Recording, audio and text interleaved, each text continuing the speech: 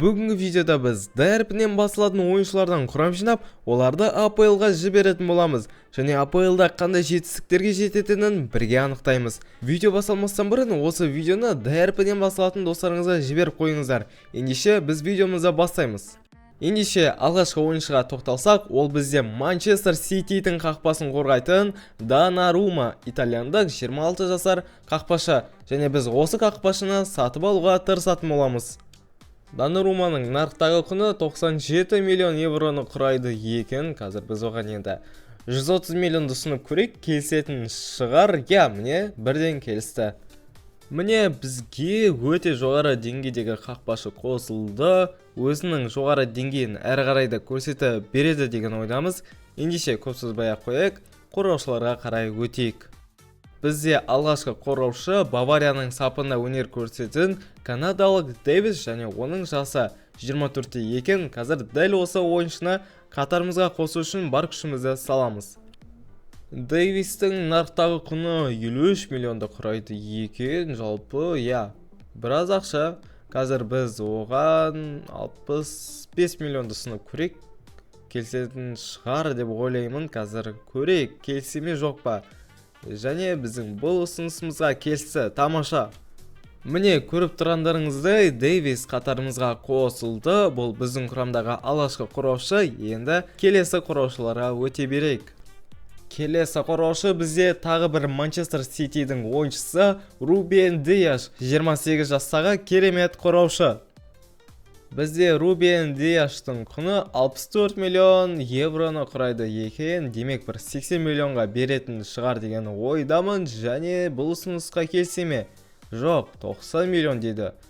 Бұл ұсынысқа не істейміз? Келісеміз бе немесе? Жарайды, келісе салайық. Міне бізге Рубен Диашта қосылды. Өте керемет қорғаушы. Міне командаласымен бірге қол соғыстырып жатыр. Енді біз келесі қорғаушыға өтеміз. Келесі қорғаушы бізде Интердің сапында өнер көрсететін Нидерландық Dumfries. Оның жасы 29-да және рейтингі 84. Кеттік, ендеше ойыншыны сатып алуға кірісейік. Бізде бұл ойыншының құны 37 миллион евроны құрайды екен, ал біз оған 50 миллионды ұсындық. Бұл ұсынысқа бірден келісе салды. Міне үшінші қорғаушыда қатарымызға қосылды. Үшеуі де керемет қорғаушылар. Енді қазір төртінші қорғаушыны қатарымызға қосамыз, сонымен қорғаушыларды аяқтайтын боламыз. Соңғы қорғаушы бізде тағы бір Нидерланды ойыншы, Манчестер Юнайтедтің сапында өнер көрсететін Делит. Оның жасы 25-те, ал рейтингі болса 82-ні құрайды екен. Делиттің құны 34 миллион екен, демек оған шамамен 40 миллион ұсынамыз. Оған келісу керек, және жоқ, 47 миллион евро дейді. Жарайды, келісейік. Міне соңғы қорғаушыда қатарымызға қосылды. Осылайша қорғаушыларымыз аяқталды. Енді біз жартылай қорғаушыларға қарай өтетін боламыз. Алғашқы жартылай қорғаушы бізде Кевин Де Брюйне. 34 жаста болса да рейтингі 87-ні құрайды, және дәл қазіргі таңда Наполидің намысын қорғайды. Кеттік, сатып алайық.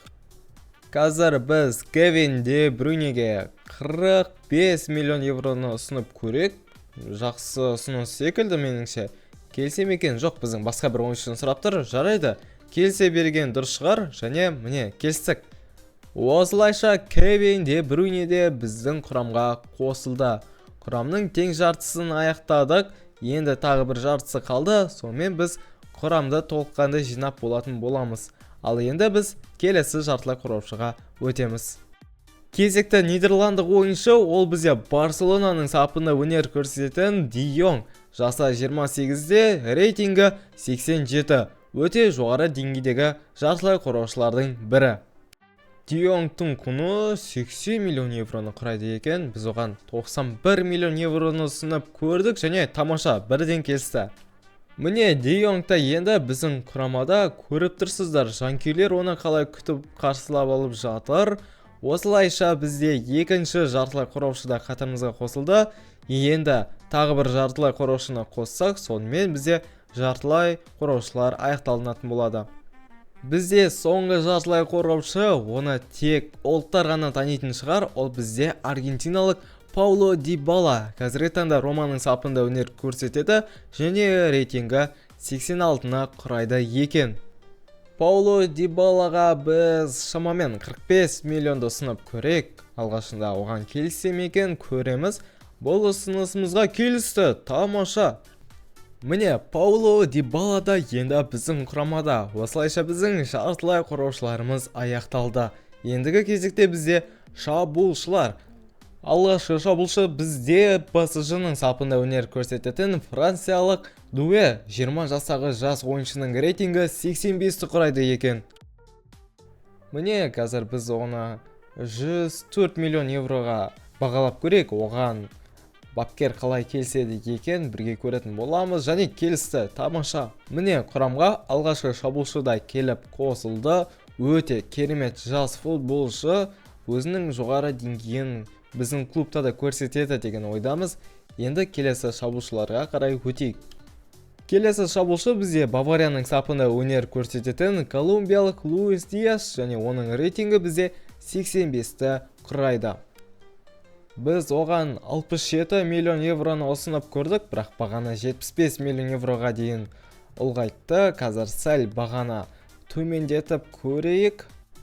Қазір кіреміз және бағаны біз 70 миллион қылып көрейік. 70 миллионға келсеме екен, ұсынысты жібердік және келісті. Екінші шабуылшы да құрамға келіп қосылды.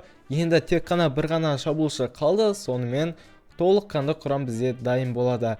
Ендеше көсізбай сол соңғы шабуылшыға қарай өтейік.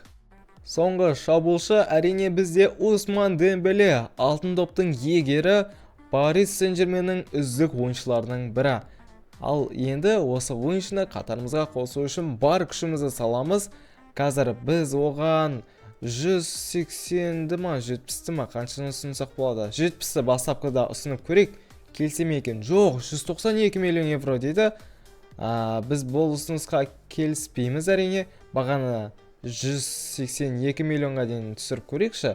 Ол ұсынысқа келсеме екен, бірге анықтайтын боламыз, және келісті. Осылайша 11 ойыншыны да біз қатарымызға қостық. Кім жетіспеді, немесе кімді қосар едіңіз, соны пікірге жазып кетіңіз, ал біз құрамды жинақтайтын боламыз. Міне, құрам осындай болып жасақталды. Енді маусымның соңына дейін өткізіп, қандай жетістіктерге қол жеткізе алады, соны бірге анықтайтын боламыз. АПЛ-да бұл құрама 3-ші орында тұрақтапты, 38 ойында 77 ұпайды жинаған, ал чемпиондық Арсенал клубына ақыры бұйырыпты. Негізінде мен бұл клуб чемпиондықты иеленеді деген ойда болған едім. Ал факапта алғашқы қарсыластары Кристал Пэлас атанып, оларды минималды есеппен жеңіп, 4-ші раундқа жолдама алған болатын. 4-ші раундта Порт Вейл клубын 1-2 есебімен жеңіп, 5-ші раундқа өте алды. 5-ші раундта өз қарсыластарын 3-0 есебімен жеңіп, 6-ші раундқа қарай жол тартты. Және 6-ші раундта Сонси клубымен кездесіп, оларды 3-1 есебімен қапы қалдырды. Бірақ та өкінішке орай жартылай финалда Ньюкаслға есе жіберді. Ал Карабау капта ешкім күтпеген нәтиже орын алды. Төменгі лиганың құрамасына қарсы 1-0 есебімен есе жіберіп қойды. Осылайша жорықтарын алғашқы раундтан аяқтауға тура келді. Ал чемпиондар лигасында бастама жаман емес, 8 ойында 7 рет жеңіске жетіп, 21 ұпайды жинап, 1-8 финалға қарай жолдама алғанын көріп отырмыз. 1-8 финалда PSG-ға қарсы өнер көрсетіп, 5-4 есебімен жеңіске жетіп, ширек финалға қарай жол тарта алған. Және ширек финалдағы қарсыластары бізде Интер атанып, өкінішке орай оларға қарсы 2-3 есебімен есе жіберіп алған. Клубтың үздік сұрмергені бізде Луис Диас атанды. 57 ойында 27 голдың авторы атана білген, ал үздік голдық пас беру бойынша бізде Френки де Йонг тұр. 14 голдық пас берген. Осылайша біздің видеомыз өз соңына келіп жетті. Видеодан лайктарыңызды басып, арнаға тіркеліп кетуді ұмытпаңыздар.